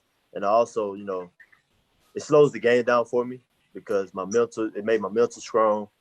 And also, I know what everybody else doing around me. So it slows the game down for me. All right, L'Jarius, this next man here, we were putting together our final top 100, and our director of college scouting said, "Hey, we're missing somebody. Where's L'Jarius Sneed? He is Joe Everett. He is on your scouting trails for quite a bit of time here, and I know he's got a question for you." Yes, sir. Yeah, L'Jarius, I broke a few tables banging them for your name, and I always love to ask players if there was a game you could pick from this last year that you want scouts to sit down and watch, which is it, why? But I have to ask, is it UTSA when you made that miracle interception off the bobbled pass, or is it UNT when you took it 68 yards to the house? And if it's not one of those two, please tell me which game I need to watch. Yeah, I think it's North Texas, because how I picked the ball, how I took it out of his hand, that was very impressive to me, and I took it back to the house for a pick 6. And also another game is Miami game. Miami guy had a solid, pretty game in Miami. All right, we got time for another quick question or two here. Let's go over to Ryan Roberts here for a question for L'Jarius. Yeah, L'Jarius, I know obviously this process has been a little awkward. You had the opportunity to, fortunately for you, obviously play at the NFLPA Bowl, get invited to the Combine. How have things been since then, navigating the virtual world with team meetings, phone calls? Like, how has that been for you? It's a very awkward time going right now, as in, I have to do FaceTime interviews instead of meeting people eyes to eye and talking to people face to face. But I'm very adaptable. I adapt to it, and change is nothing. And I'm blessed to be in the position that I am, and I'm taking full advantage of this, as in it's teaching me patience at the moment. A lot of patience with myself and being patient with people as well. All right, let's go over. John, you're no stranger to the Louisiana territory. You got a question for L'Jarius here? Yeah, no doubt. So how you enjoying being at home? Like, this would have been a time frame where you probably would have been somewhere else training, and you wouldn't have had, that opportunity. What are some of the things you've been able to do, like in terms of being home and being around your family after being at college, and now you're transitioning to the pros? But what kind of, things not related to the draft have you been able to do that you probably wouldn't have been able to do if everything had been normal? Spend time with my son. I can spend a lot of time with him, be with me every day. He even go with me when I work out now. So, yeah, you can't take that back right there, man. It's times that you will always remember. How old's the son, L'Jarius? He's 2 years old. Terrible too. I got a 2-year-old at home, so I can definitely relate. As can this man, Dane, who's got a 2-week-old. Yeah. 3 weeks. Dane, I know you got a last one for L'Jarius. Yeah, Yes. hey, L'Jarius, everyone's talking about how this is the year of the wide receiver. We got a very deep wide receiving core, draft eligible prospect list coming out this year. I want to know, in your career, man, of all the guys coming out this year, who was the best one you went against? What was the most competitive? Maybe a guy that got you a time or two. I mean, who in your eyes is the most complete receiver coming out this year? Well, I could say Duvernay. He's a very solid physical wide receiver. Like I watched film on him. No, he's the first beginner of the game of the season. I watched film on him, and I'm going in thinking I'm finna demolish him like he's not nothing. And it's a whole new year, so he showed me. I had to adjust to him. Yeah, he's a physical guy. He's very good at what he do, and he's a good route runner. Definitely a guy we just had mentioned actually right before you came on the show, a guy that will also hear his name called very early here in the upcoming draft. L'Jarius, we are literally 3 days away from the draft, so we look forward to seeing where your next destination is. I know it'll be a relief to you, and we appreciate you hopping on here, taking some time out of your schedule. Best of luck here in the next 3 days, and hey, man, keep doing what you're doing. We appreciate it. Yes, sir. Thank y'all. Y'all stay safe. All right. Thanks, L'Jarius. Good luck, bud. See you, L'Jarius. L'Jarius Sneed there, Louisiana Tech defensive back. You heard him say most teams like him as corner, as do I, and it's a big reason why he is in our top 100 at 6'4", 9. I think he ran 42-inch vert. This guy has all the measurables you can ask for, and another gentleman who impressed during the week of the NFLPA Collegiate Bowl during his time in Pasadena. Of course, a storied career at Michigan State, 3-year starter, 2-time team captain. The accolades go on and on. We welcome in Brian Lewerke into the NFL Draft Bible live stream show. How we doing today, Brian? Pretty good. How you doing? We're doing well, and we appreciate you taking some time. Rick Saratella here. You're joined by Dane Vandernat and Von Hutchins, who you probably remember from Pasadena, along with Ryan Roberts, John Murphy, and Joe Everett. These guys have some questions for you, so we're going to dig right into it. Kick it off with John Murphy. Cool. Hey, Brian, how's everything going, man? Pretty good. How you doing? Good. So obviously, at a lot of other positions, it's easy for them to kind of do their workout singularly. How difficult has it been, in terms of gathering up a couple of guys to go throw, or even just, to kind of stay fresh for yourself? And then in these interviews that teams have been doing and talking to you, how have they been able to translate having you be on the board or diagnose plays for them when you're using this kind of format rather than being physically in the room with somebody? Back when I was in Michigan, it was a little harder to get guys to throw because the cases in Michigan are a little more severe than what it is in Arizona, which is where I'm at right now. So parks and stuff were closed and you had to stay in small groups. But down here, my QB coach is still throwing, and we got 4 or 5 guys every time I go out there to catch. So that's not really too big of an issue for me right now. As far as the Zoom meeting with teams, they'll kind of do a little screen share, and they'll have some of my film up, asking what's going on during a certain play, just to see how well I know football, how well I can talk football and diagnose defenses or recall the plays that we ran in college. And then, some teams will have me write down some stuff on a noteboard or a notebook, and then, kind of try and recall what they were talking about in a meeting from the combine or something like that, or just earlier in the meeting. All right, next question coming in over to Dane Vandernat. What you got, Dane? Yeah, hey, Brian, good to see you again, man. But hey, we've talked about this ad nauseum, man, and, obviously your leadership, your character, the things you were able to do. I mean, being a 3-year starter in the Big Ten and 2-time captain, obviously both those things are so impressive on their own. But talk to us a little bit about your leadership style and kind of what it meant to captain a Mark D'Antonio team and some of the attributes that you really think you're bringing to your next NFL club here. Yeah, going into college, I was definitely more of a quiet kid, and I kind of stayed to myself a little bit and wasn't that talkative, in high school. And then I think I really broke out of my shell in college and got a lot more comfortable with talking to people and being a leader. Obviously, I was a 2-time captain. I was a 3-time Eagle Council, which is like our leadership council team. So I was on that for 3 years. But it's been great just being in that transition. And any team that Coach D had, he had fantastic leaders in his 13 years or whatever he was there. So he knew how to build a man, and I'm very grateful that I was kind of next in line for him. Next up, Joe Everett, who's always got his finger on the pulse there in the Big Ten. Joe, you got a question here for Brian?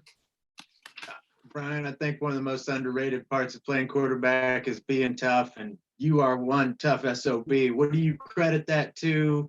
Why do you think you've been able to stand up to all the rigors of Big Ten football? Yeah, I obviously hated missing games. I hate missing games to injury. I feel like I'm a tough guy, and I can take hits in the pocket, and I've had my fair share of injuries, maybe because of that. But I know I hate, like I said, I hate missing games, and even when I was injured, I tried playing through it, and sometimes that just doesn't work. Obviously, there's some things that you just can't do when you have a hurt arm or a hurt leg or something like that. But I'm a tough guy, and I want to be there for my team, and that's the main reason I like to be in the field, is for my teammates. Brian Lewerke, Michigan State quarterback, here on the Hollywood Squares hot seat, we'll call it, working his way around the room. Next up, Ryan Roberts has a question. Cool.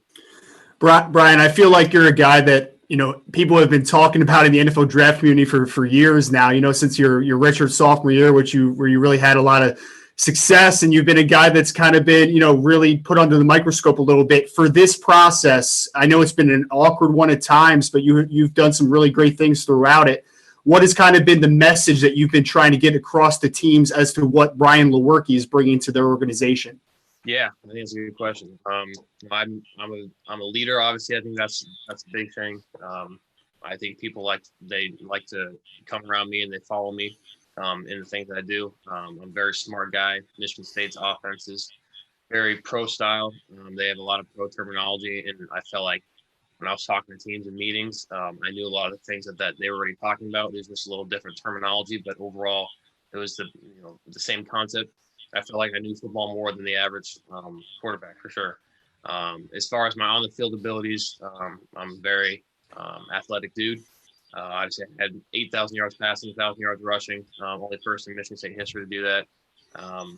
And I like to extend the plays with my feet, and I think that's something that a lot of QBs maybe can do, and I think that's something that I like to take advantage of. Definitely a huge asset here with the whole way that the modern NFL day is trending, the way the offenses are going. Got to be able to buy time in the pocket, extend plays, throw on the run. You've certainly proven you can do all of that. We got time for another quick question or two here. Von Hutchins chiming in with a question. What you got, Von? Yeah, Brian, just tell us a little bit about your experience out at the NFLPA Bowl. How did it prepare you for this process with dealing with scouts and dealing with executives? And what were some key moments and some key points to the week? It was good just to have that experience of meeting with teams, and then being able to carry that over into the combine. Just figuring out how to talk to people and creating relationships with scouts and seeing them again maybe at the combine. I think all that stuff is great. And then as far as the football stuff goes, just being able to implement an offense in 1 week and then be able to run it in a game, I think is important for a quarterback to be able to just take knowledge and apply it quickly. To be able to show that off to coaches and to scouts is something that is good for me. And 3 days away from the 2020 NFL Draft, you're not done talking to the scouts just yet. We've got one or two more questions. We'll go over to John Murphy for another question. John, what do you got? Brian, is there a particular teammate of yours that you would say in your time there, kind of has stood out to you, and not just because of their level of play, but just maybe something that college football fans or the average person that's watching and has watched Michigan State might overlook or not have seen? Is there a guy that that you'll always kind of take away and say, like, hey, that was kind of my guy there? I think a couple guys, my sophomore year, Brian Allen, when he played center, I think he was the most underrated piece of that offense. And he was the reason that we had a lot of success that year. He really told the O-line what to do. And, you know, back my sophomore year, I was still learning football, basically trying to learn the basics of college football. And he kind of took me under his wing and made sure that the O-line was set every time, make sure all the young guys on the O-line were set. He was really a good vocal leader for the team. So I think he was a very underrated part of that 2017 season. All right, Brian, one more and we'll get you out of here. I think Dane has one more question for you. Dane, what do you got? Yeah, hey, Brian, we're sitting here watching a highlight of you throwing Darrell Stewart a touchdown pass on Ohio State here, man.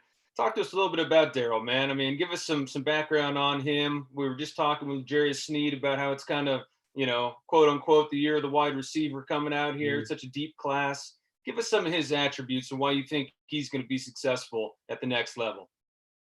First off, he's one of the funniest dudes I've ever met. You talk to him for a minute and you'll be cracking up. But he's a great player, great dude. I think he has great hands. I always trusted him throwing the ball. If it was a 50-50 ball, I would always give him an opportunity to go up and make the play, and I trust him every time. He's a very smart guy too. I think the coaches at Michigan State trusted him to know the plays, and I trusted him to run the right route every time.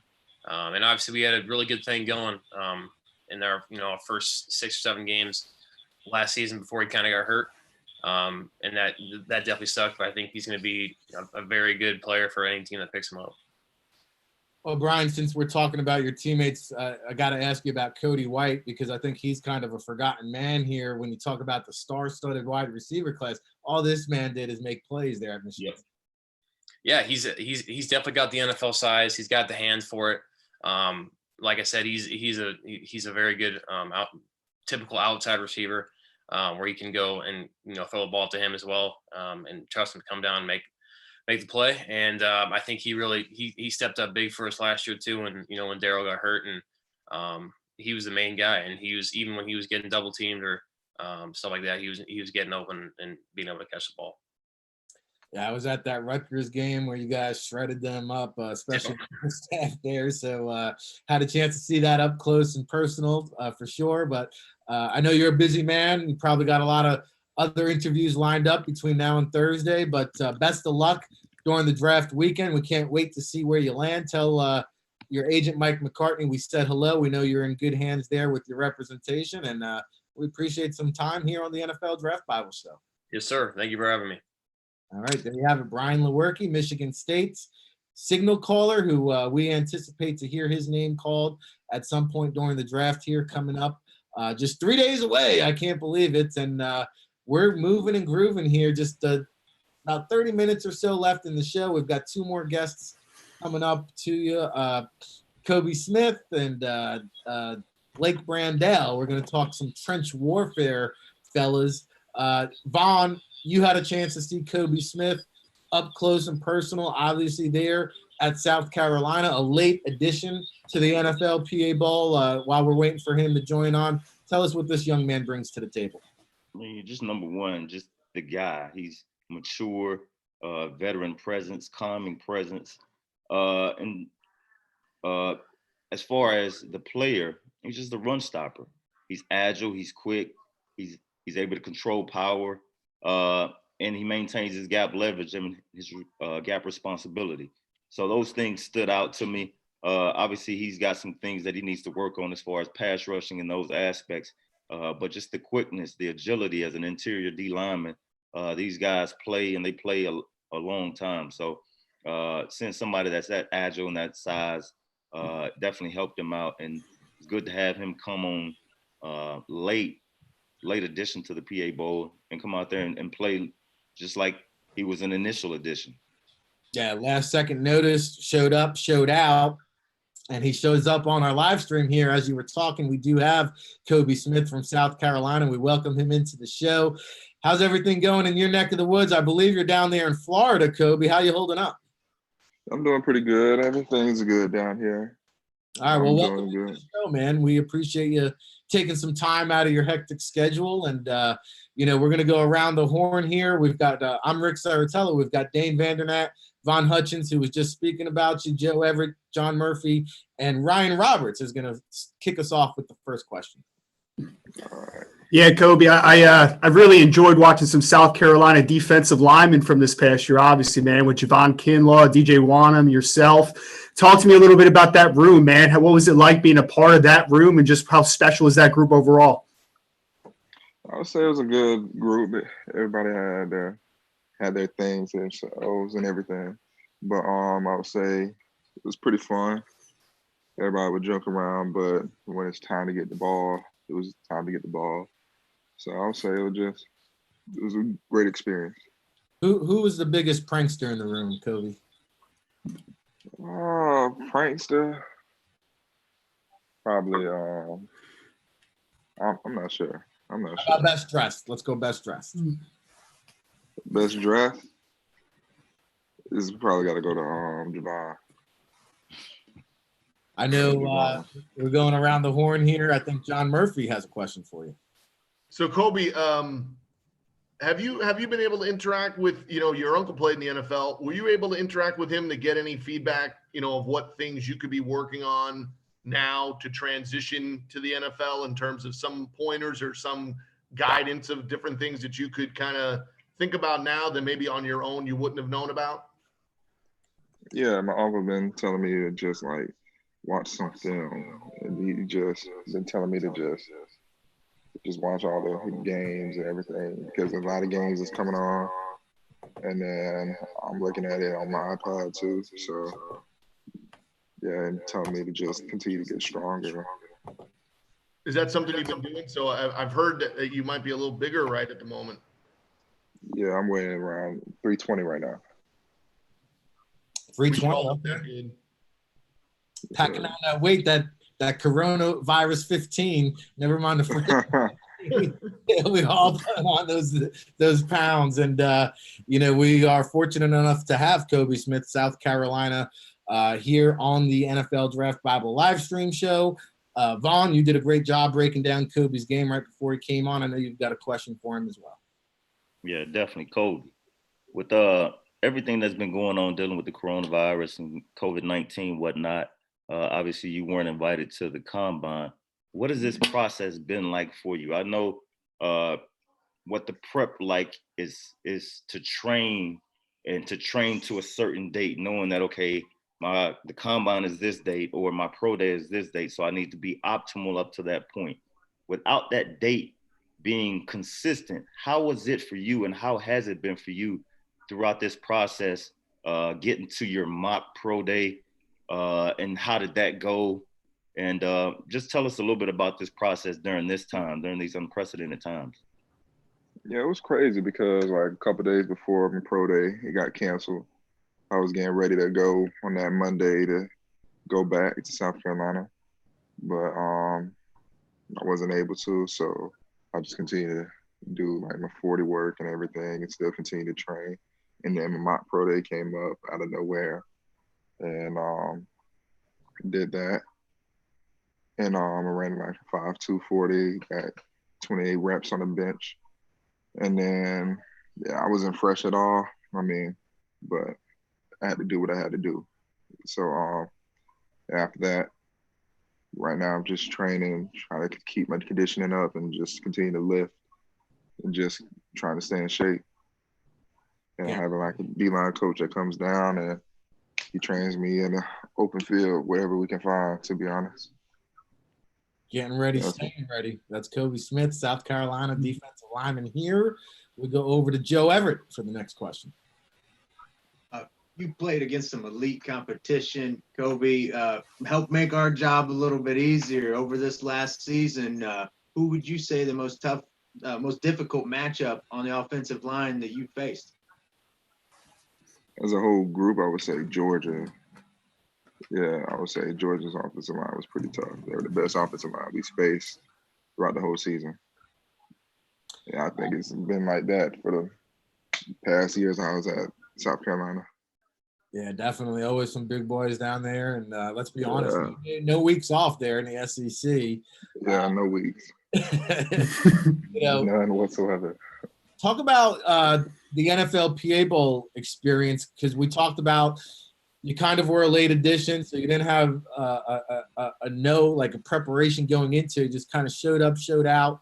and took no prisoners type of thing. What was that experience like for you? What was the coaching staff feedback there for you, and what was your experiences coming away from that? I would say, yeah, like you were saying, I was a late addition, but I wanted to come in and just show out for the first 2 days and make sure I continue to show out, because the first 2 days are the most important, because that's where like all the recruits, all the scouts and everything are out there. So I just took that in my head, and I just wanted to go out there and just show my versatility and just go out there and just ball. And just stay consistent throughout the whole time I was there, and have a great game also. No doubt. Last one for you. What were your conversations like with NFL teams? What have you been telling NFL teams? And if you talk to teams between now and Thursday, what are you telling them that separates Kobe Smith from the competition? I say I'm a very consistent guy, and I always give it great effort. Like sometimes I might miss a technique. I have a technique error. I always make it up with my effort. I have a great leverage and have a great strike also. So that's what I've been telling all the scouts and all the coaches that's been calling me. And they know that also. They've been telling me that too. So, yeah. Well, I've been getting the cliff notes from your trainer, and I hear you've made tremendous strides since the end of the season. You continue to bulk up, put on that muscle mass, and continue to improve your strength, agility, athleticism. And hey, we're looking forward to seeing where you land coming up here on the draft weekend. So best of luck to you. I'm sure we'll chat again soon. And take care down there in Florida. I know you're in good hands with Christina. So best of luck to you. Tell her we said hello, and we'll chat soon, my man. All right, thank you. Have a good one. All right, there you have it. Kobe Smith, South Carolina defensive tackle there. We're waiting for our final guest, which is going to be Blake Brandel from Oregon State. Dane, you had a chance to see Kobe up close. Final thoughts and impressions while we're waiting for Blake? Yeah, I mean, I think the thing that stands out, excuse me, of Kobe is just like you were kind of leading off with, is some of his versatility. I think when you're talking about interior D linemen, when you're talking about backup interior D linemen, you need to be able to play more than one position.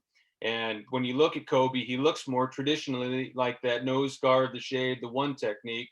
But at South Carolina, they actually played more so Javon Kinlaw there and had Kobe playing a lot of the three. So his experience playing three technique, working on edges a little bit, in addition to his experience playing closer to the ball, and where I think it will be a more natural fit for him inside at nose guard in the NFL. I think all that adds to his value as a great, off-season, player going into training camp, playing in the preseason. And then at that point, you just see where the cards fall after the preseason.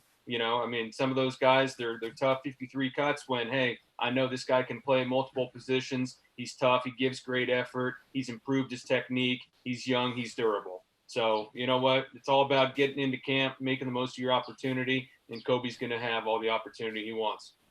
No doubt about it. That was Kobe Smith. We transition gears now to the opposite end, the offensive side, who was stonewalling these guys out there in Pasadena. He is Blake Brandel of Oregon State, somebody that we also had out at the NFLPA Collegiate Bowl. We welcome him into the show right now. And Blake, we're just going to dive right into it, my man. And first off, welcome. And secondly, our guy, Big Bob Wiley, one of our offensive line coaches out there at the NFLPA Bowl, sang your praises. And, not only did he believe you were an NFL caliber offensive lineman, he believes that you could potentially start at the next level. We had a legendary offensive line coaching staff out there. So I want to start right there.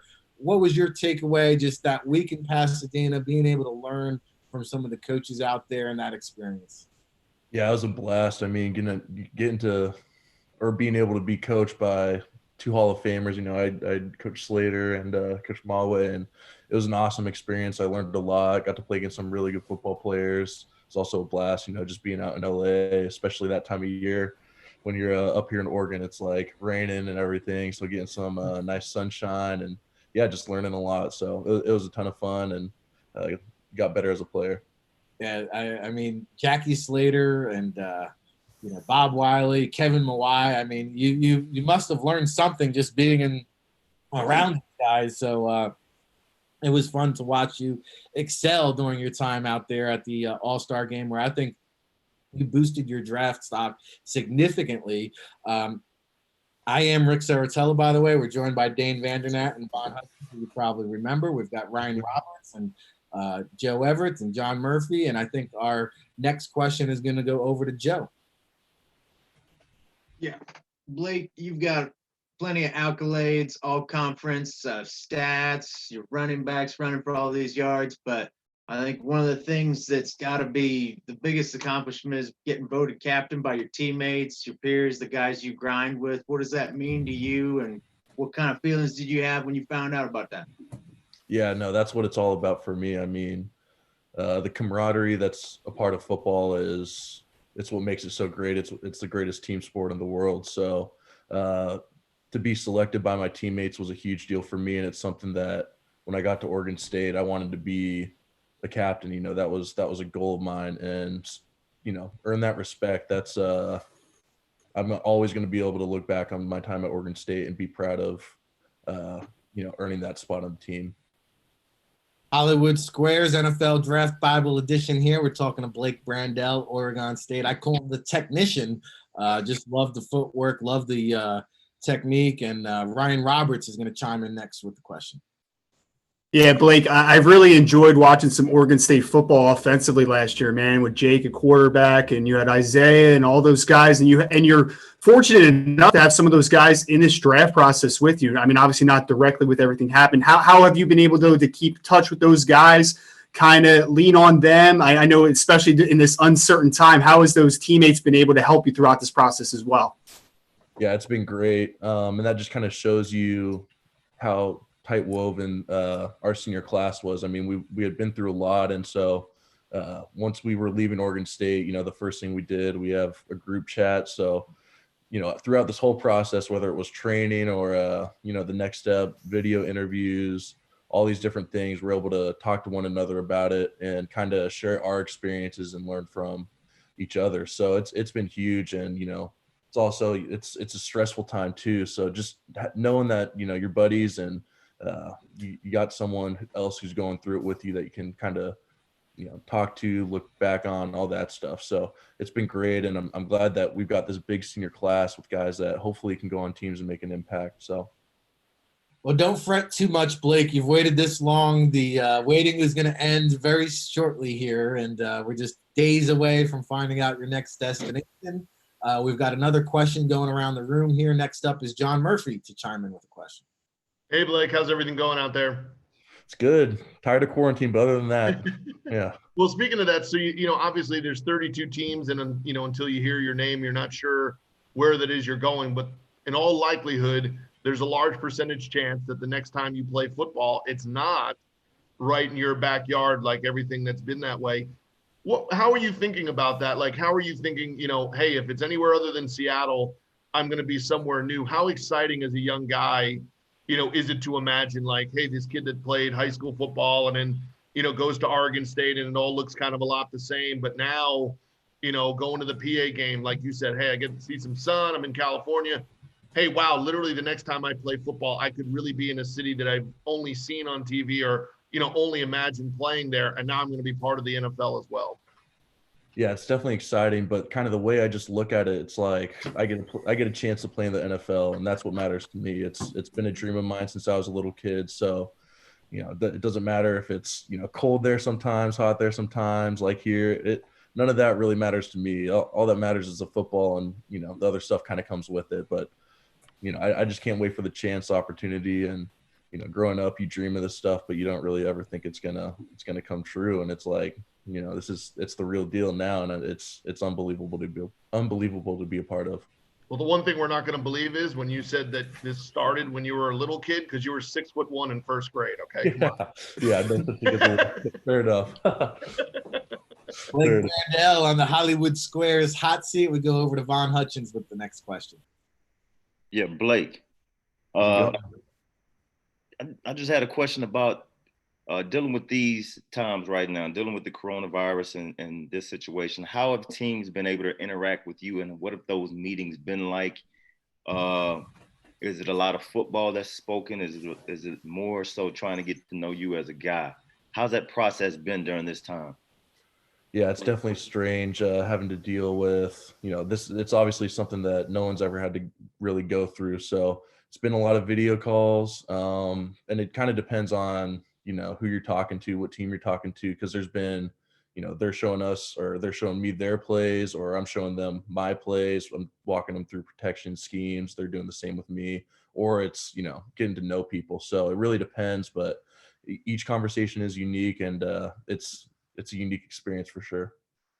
All right, last one for you, Blake, and we'll get you out of here. We go over to Dane. What do you got for Blake? Hey, Blake, what's going on, bud? Hey, question for you, quick one. Coach Cable had you juggle balls while you did a video interview with him, or no? Coach Cable? Oh, no, never had to juggle anything like that. I can't juggle. You lucked out there, man. Yeah.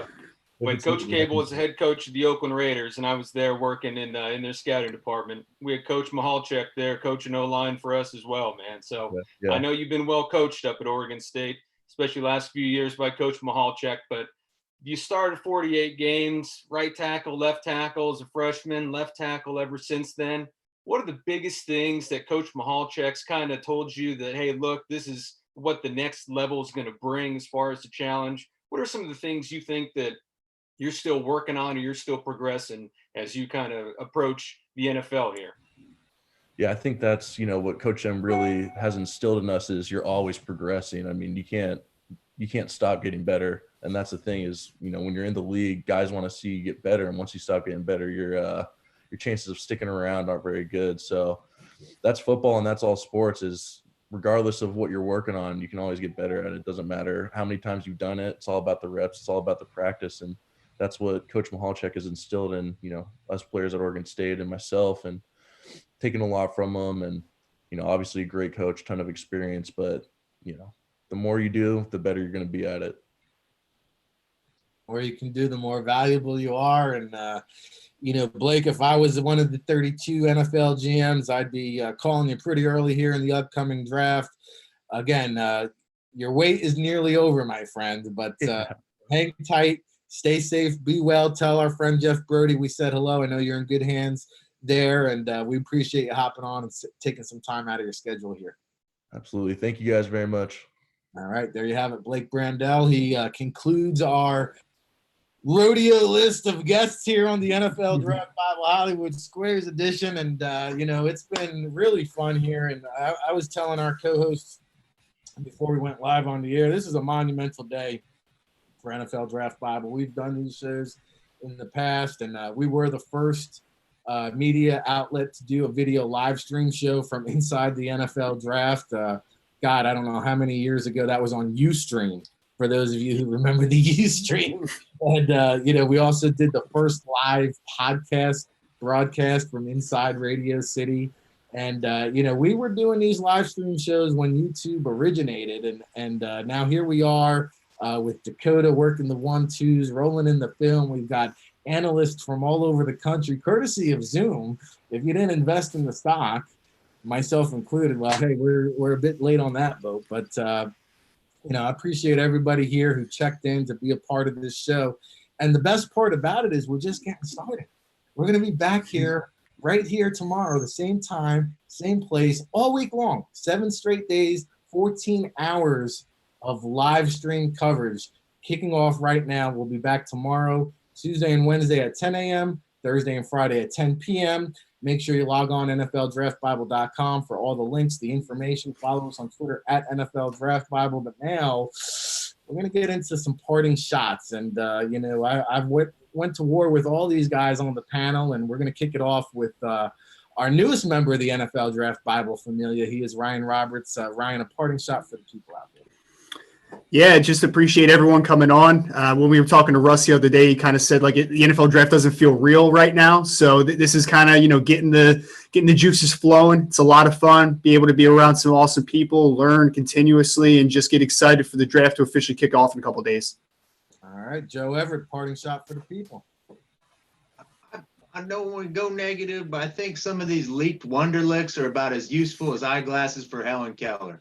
You know, I don't care that Jerry Jeudy had a 9 on his Wonderlic. He's got a PhD in footwork and a master's degree in route running from Alabama. That's what counts. And furthermore, I don't even think they're accurate. We already found out from Chase Claypool that Justin Herbert scored a 39, not a 25 or 20 whatever. So consider the source there on those. And also, we're playing football. We're not playing SATs. This ain't the ACT. It's the NFL. So that's my part, shot. Yeah, the Wonderlic test, they are taken multiple times. They're about as accurate as the coronavirus death charts here that we're getting reported. So take it for what it's worth. Let's go over to Von Hutchins, parting shot for the people here. Just to kind of echo what you guys were talking about, I mean, this is going to be trying times. I'm anxious to see which NFL front offices really know football players, which offices stick to what their plan is as far as how they scout guys, what types of guys they like, how deep they actually dive into the scouting process, and we'll be able to know early. I think a lot of these mock drafts, I think a lot of these NFL draft nicks and media members are going to be wrong in a lot of aspects, and not necessarily the first round or the first 2 rounds. But once you hit the meat of the draft, there's going to be names that come off the board at different spots that have people guessing. I mean, some teams don't have medical on some prospects that didn't go to the combine or they weren't able to interact with. There's not testing numbers on guys. So now you got to rely on your sources from college scouts and the intellect that you've gained while you're on the road. So a lot of teams actually have coaches who contribute heavily into this draft process with workouts and with opinions. What's going to happen with those teams? They got to rely on their scouts now. So I'm anxious to see this process go about over this weekend. We'll really see which front offices are football personnel. Yeah, we'll see. We'll see who did the trench work, and so many X factors, so many variables, more than any other draft ever before. Over to Dane Vandenack for parting shot. Yeah, I'll kind of echo some of what Vaughn was saying, because so often, especially when it comes to the underclassmen, that we know are going to make up 50% of at least the first 2 rounds, which are, I mean, let's face it, that's where you're getting the majority of your impact players if you're an NFL front office or NFL team for that matter. But so often, we always, at least under Reggie McKenzie at the Oakland Raiders, we always wanted 2 years worth of scouting reports on every prospect. Well, the other part of the incomplete information that Vaughn was talking about was when you go to their pro days, oftentimes that's your opportunity to meet with the player personnel director, the head coach, and he gives you some of that background on these underclassmen players that you weren't necessarily asking about earlier in the fall. So unless you have a real tight relationship, you may be misled sometimes, or you may not be able to get the true perspective that you know, some teams that are closer to the guys are able to receive. So as Vaughn was saying, it really comes down to how good your scouting staff is, how tight their relationships are at the schools that they went into, and really who did their homework and who really went back and watched all this tape and are going to be drafting guys on their football ability, not necessarily their athleticism that you pick up from things like the combine, the pro days. Yeah, going to be more surprises than a Jack in the Box this week, that's for sure. John Murphy, final parting shot. Now, a couple things. First off, I think we're breaking far less FCC regulations than when we were doing it live from the draft and avoiding putting your screen down when the NFL security would walk around. And try to ban us from the draft. Yeah, we were literally doing stuff live from the draft that probably shouldn't have been being done live from the draft. So that's a little different era. The other thing is, I had no idea that Von Hutchins and Blake Brandel both shopped at the same places. Didn't know that. That's nice to see that both of them were on cue together. You know, so that's a different kind of parting shot, but I mean, a little fun for our afternoon. I think the big thing is, you know, you're going to miss the fan part of the interaction of the draft, right? You know, all those years where they put the camera on the poor Bengal and Jet fans, you know, to get their reaction, you know, from things. knowing that there's multiple players that the fan base is truly invested in. And when they don't get that guy, they're immediately thinking they knew more than the GM, which is always fun.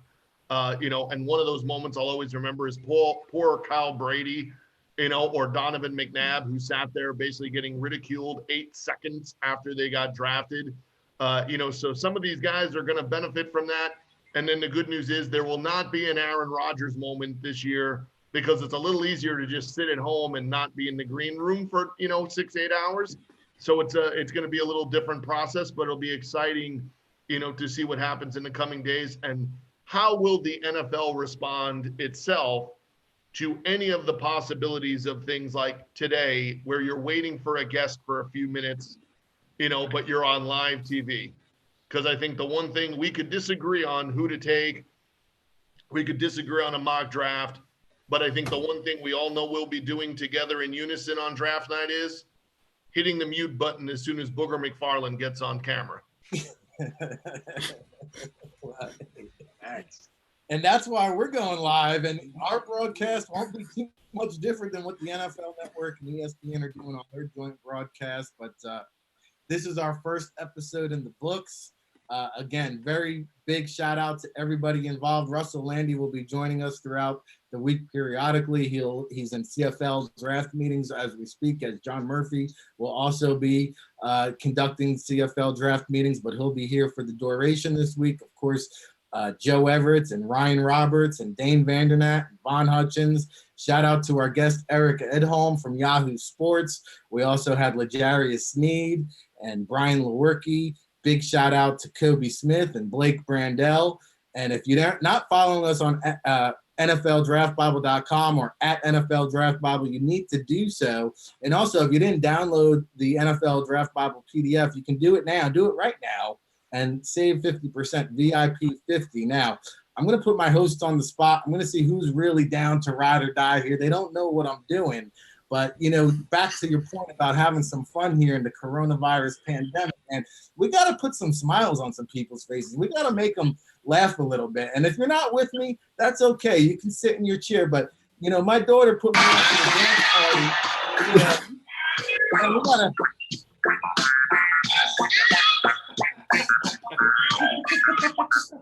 Let's see you tomorrow, everybody. Hey, Samantha, cut it off. Cut it off, Sam. Tomorrow it's gonna have to be VIP 75 after we made them watch this. We'll see you tomorrow, everybody. Dance with me. Now, if you get Ryan Roberts to jump in, that'll be something right there. Not a chance. Not gonna happen. I dance, but I'm not wearing pants. That was a whole other story that we probably already knew. It's verified on Twitter now. Oh.